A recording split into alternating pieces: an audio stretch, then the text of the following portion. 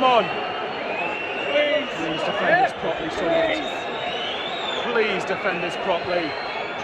Out! Out! Ref, it's been 5 minutes, man. Yes!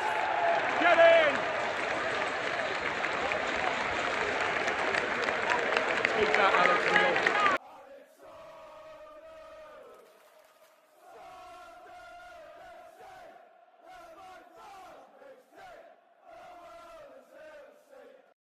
So Alex, I see the deflection tactics you tried before kick-off worked, didn't they? I can't hide the fact that I'm happy with beating him, but I'll take it away from the Alex Neil thing. Look, during the game I was getting really annoyed, and I think that not because of the Alex Neil factor, although that did factor in that I really wanted to win today for that reason. I wasn't as desperate as I was when he came back up with Stoke, because that was the club he decided to walk out on Sunderland for, and look how well that turned out. But with Millwall, obviously, he just went there as a free agent. So I'm getting the Alex Neil bit out of the way, but I'm not going to lie, I am very happy we've won. And I thought the lads actually deserved to win. I thought we actually, although at times we were obviously a bit shakier and a bit less composed than what I would have liked to have seen us, we generally, I think, created the better chances. I actually was surprised. I didn't think Millwall, apart from maybe the last couple of minutes, maybe one half effort in the first half, from what I can remember, I might need to watch the highlights back, but from what I can remember in the ground, I didn't think Millwall offered all that much, to be honest. I felt Sunderland's routine for the goal, I thought was actually really, really well done. And I said I don't usually get excited when we get corners, because I genuinely feel like we must be one of the worst teams, certainly in the whole of the EFL, when it comes to having set pieces going forward. Because every time we put a cross in, we either never beat the first man or we beat practically everybody, and it goes out for a goal kick. But it was really good, short, quick world corner between Mundell and Roberts. Beautiful ball from Roberts. And then there's Hume coming in pretty much near the back post, and there's a first-time volley and finish. Really, really well good. And obviously, fair play to Hume, because obviously he's just come back off international duty. Obviously, there was one game where he missed because of a hip injury, but obviously it was a precautionary that he didn't play in both international games for Northern Ireland, I think it is. So, but yeah, no, I mean, that was a really, really well-worked goal. But I've got to say this, I'll take this out of the way now. There's two things I want to get through quickly. The first one, obviously Sunderland finally got a penalty.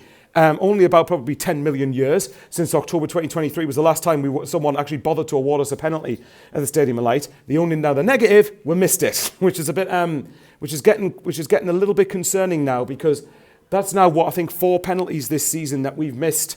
Roberts at Sheffield United, Isidore twice at Burnley, and then I think it was 09 today, Mr. Spot kick. Now, don't get me wrong, thankfully today it didn't cost us. And obviously you're nervous at the end. Then when you've missed a penalty, then you think, oh, here we go, we're going to stupidly concede a rubbish goal and then end up drawing 1-1. Thankfully, we kept a clean sheet, which will help win us the game.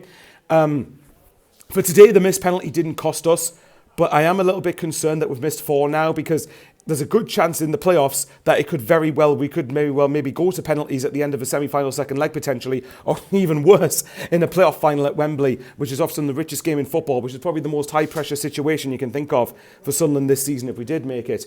That is, the fact we've missed 4 penalties now is a very, very big concern, and that is something we really do need to start working on, to being able to, effectively score from 12 yards, really. But I mean, like, at the same time, thankfully, as I said, in the end, it didn't cost us. It very well could have done, but at least we ended up winning the game. Like I said, we just need to work on practicing penalties and actually being able to score the buggers, particularly if we're going to have to potentially have a penalty shootout in the playoffs. And the other thing I've got to get off my chest, and again, this is proof that I don't just mention them when we don't win, the referee today was absolutely shocking. And there was a couple of times where I think there was one, from what I'd looked inside the ground, and maybe I rewatched the highlights back, I'm exaggerating a bit. To me, I think Isidore was manhandled yet again, manhandled in the box, and somehow a pen isn't given.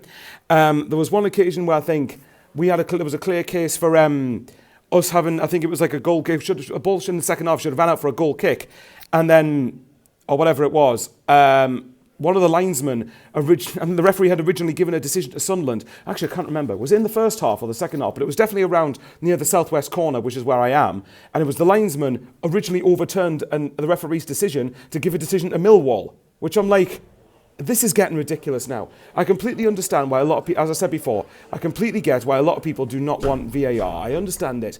But I am, again, how many times I've got to say this? I am so fed up of championship referees often making the game about themselves. And I've said before, if a referee comes up here with the mindset of, I'm not going to give anything to Sunderland to prove that I don't back to a big crowd, that's a subconscious bias against Sunderland, because the fact you've got that in your head when making a decision. That's not you doing your job, mate. So I'm not going to, look, I'm going to end a bit about the referee there, but I had to get that out of the way. I thought I didn't think the lines officials were particularly good either, but I thought the ref was absolutely appalling, particularly in the first half. And so when I've said this, when we've won, it cannot be labelled as bitter. So let's get that out of the way. But on the other things, look, in Sunderland's general performance, I mean, we had, there was one very good chance in the second half, but I think we crossed the ball from the right-hand side, and I think it might have been either Job or Isidore that put a header straight at their keeper, and I've got to say it was a really, really, I know they keep ball straight at him, but it's a good save in the fact he's had to react very quickly and tip it over the bar. And obviously you're worried because because obviously one of the things we've done this season is we've missed quite a good number of chances and ended up being punished because of it. So, like, I think it was good at least it didn't cost us today, but obviously that is another thing we need to work on, finishing chances off. But either way, look, it was important to get the win, and especially to get a reaction after Coventry, because I stand by what I said. I felt the players shirked it at Coventry and didn't want it anywhere near to the extent that Coventry did. So it was good to bounce back, and particularly, obviously, I was convinced we weren't winning today because of the Alex Neil factor. So I'm pleasantly surprised we have won, but obviously very, very happy all the same.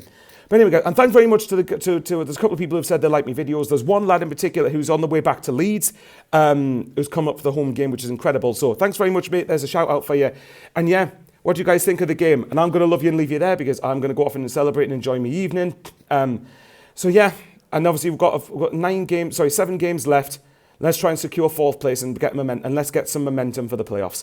Take care, you guys, and obviously, if you're watching the video and you've reached the end of it, well done, thankfully.